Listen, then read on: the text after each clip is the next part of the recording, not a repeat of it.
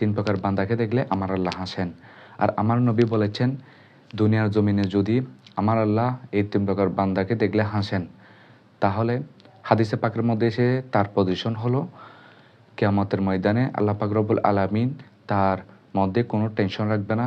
ফুলসিরাত, মিজান, সূর্য যখন মাথার উপর আসে এবং কিয়ামতের ময়দানে বিভিন্ন স্তরের মধ্যে কোনো টেনশন রাখবে না।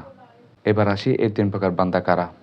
নাম্বার 1, যার ঘরে একজন সুন্দরী স্ত্রী আছে, নরম তুলতুলে বিছানা আছে এবং তার ইচ্ছা জাগে তার স্ত্রীর সাথে সময় কাটানোর, বাট ইন স্পিড অফ, কিন্তু তা সত্ত্বেও সে তার স্ত্রীর ভালোবাসা ত্যাগ করে, নরম তুলতুলে বিছানা ত্যাগ করে গভীর রাতে আল্লাহর দরবারে জায়নামাজে দাঁড়িয়ে যায়।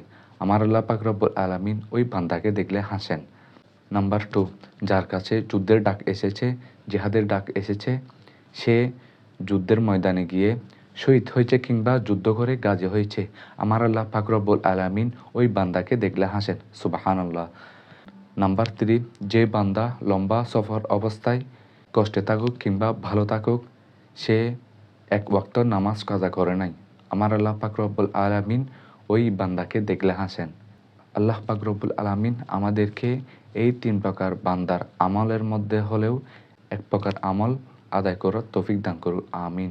আসসালামু আলাইকুম ওয়া রাহমাতুল্লাহি ওয়া বারাকাতুহু।